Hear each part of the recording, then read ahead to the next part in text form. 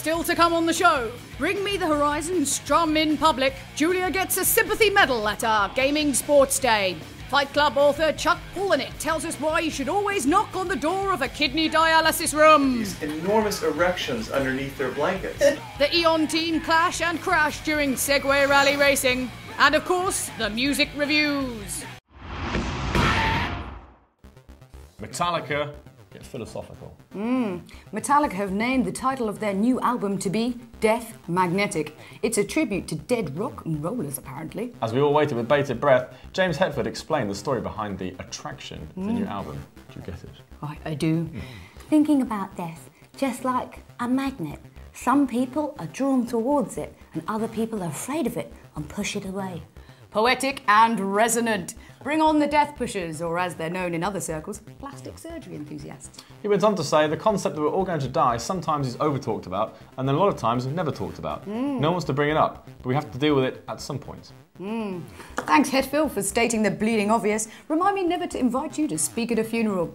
Death is as much of a certainty as Metallica saying stupid, pointless crap. Both are inevitable.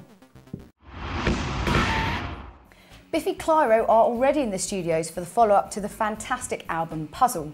Drummer Ben Johnston says they're planning on making an absolute masterpiece, apparently. Humble. As much as we love the Biffster, I don't think many people go into the studios thinking they're going to make something that it's a bit pants. True, the Biffy Boys, they have 12 tracks in the various stages of completion, but don't expect it to be done in 4 days like some other albums. The guys have learned to like the paces for Puzzle, and I think they've got a little bit accustomed to taking it a bit easier. If you can't wait till then, they're playing the Reading and Leeds Festival, and the boys have got a brand new single in the meantime to whet your appetite. The track is called Mountains, and it's out on the 25th of August. Let's have a look. Take a drink at the ocean and treading water there before a drown.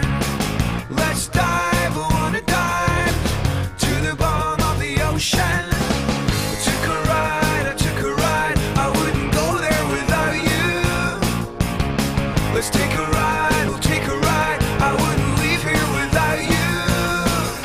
I am a mountain, I am the sea. You can't take that away from me. I am a mountain, I am the sea.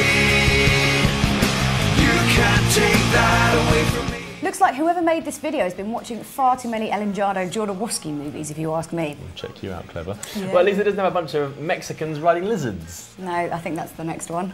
Oh, cool. Really? When's it out? I don't know. Yeah, sure.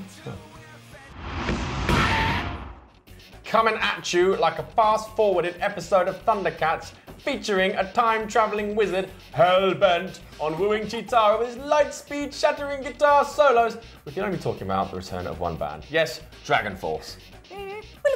Are back with High-Speed Vengeance. But the Sextet have gone for a darker, introspective, more slow-burning record with their new album, Ultra Beatdown. Don't be ridiculous. From the opening track, lead single Heroes of Our Time, this, their fourth album, rips open the heavens of Dungeons & Dragons with their trademark joyful, neck-breaking power metal, and pretty much doesn't let up for the next 60 exhausting minutes.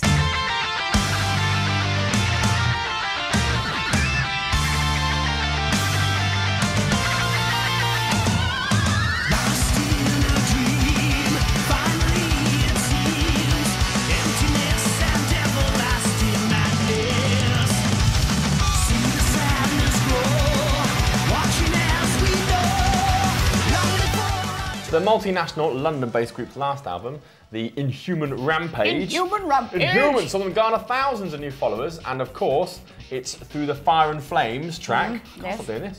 Has become the song to master on Expert on Guitar Hero, giving some gamers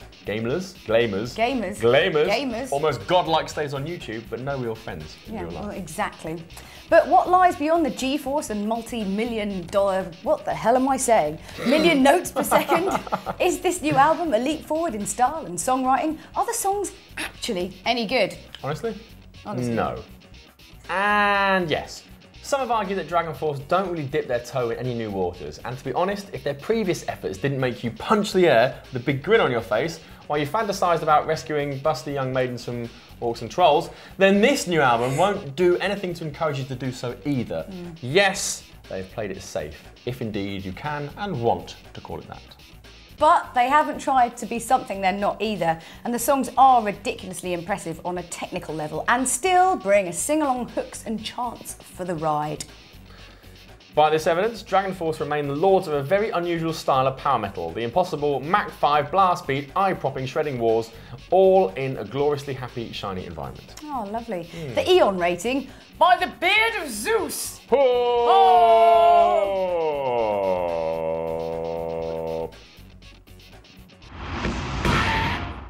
Face it. Bleeding Through, Love a Rumble, fact. Fact. Before this album has even been released, the band have repeatedly and angrily cussed They cussed their record label. Their record label. They cussed it. They divulged its financial weaknesses and expressed their utter disgust at the state of the entire recording industry. Well, I certainly wouldn't work at the hotel they're staying at when the plumbing goes. Nasty, nasty. One listened to their fifth album, Declaration, and it's obvious why the band was so agitated by everything. They were sitting on a monster. I didn't get herpes from that. Yeah, sometimes. Perhaps stung by previous criticisms of the last album, The Truth, this time round the band have ditched the melodic experimentation and gone back to the brutality that made them so appealing in the first place. Dense chugs and teched up blasts combined smartly with frontman Brandon's new lyrical outlook to create 12 tracks of pure thunder. Among the greatest of these is Orange County Blonde and Blue, a track that has the kind of breakdown so often imitated but rarely bettered than anyone other than Bleeding Through.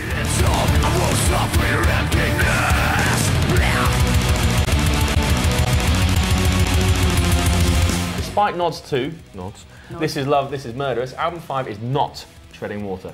Declaration is an evolution of metallic hardcore, pulling in thrash influences, riffs, and the rawest breaks that this band has made in years. I love these, they're so great. It's really a joy to see the band so strong, so focused, and pull out of the bag something so exceptional to hear. As Marta would say, it's shot. Shot. Yeah, it's shit hot. Shot. Why would Marta say that? Well, she likes to combine words. Tired and hungry is tungry. She's a fan of making new words. Fact. Really, really. Do you realise then that you're a fidiot? A complete and total fidiot and a stool. Thanks. In that case, you're a moronic sack of crap that shat its way out the turgid arse of a diseased leper. Rather excessive, I thought, but... Them's the apples.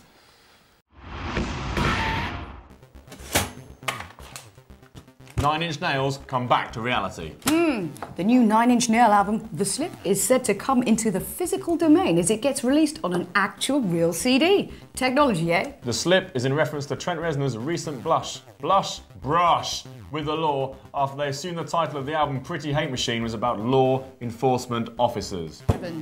But they didn't press charges as they decided however anti-establishment the title may be, at least he called them pretty. Oh, nice. Such a sweet guy. For those of you looking for something a little more left field, we have the Paper Chasers' new album, Now You Are One of Us. You shooting out of the slightly off-kilter brain of John Congleton. The Paper Chase is the stuff of nightmares. Any band that was born out of necessity to deal with the writer's own fears, which manifested themselves in the form of panic attacks. It's always going to be a scary ride, I think. Let's face it. Although many years have passed since their first psychotic musical therapy sessions were released into the world, this tone of manic urgency, of chaos and consequence is still prevalent through this album. The music is a mixture of jarring sounds that have the same effect as somebody scraping nails down a blackboard. The contrary melodies and rhythms slap each other around the face like a musical catfight. Whilst apocalyptic, it is controlled and focused, like a madman who's hell-bent on destruction, but a carefully planned one that waits until you're all tucked into bed and asleep. Sinister, melodic, Very. paranoid, with classic statements such as, I'm prepared to set myself on fire for this. The Paper Chase are swimming in an ocean of rejection, fear, and looking over their shoulders. Yeah. This album is an amazing journey into borderline madness. The weird thing being that it almost feels like a release of letting go and, more frighteningly, enjoying it. The Eon rating. You were always one of us.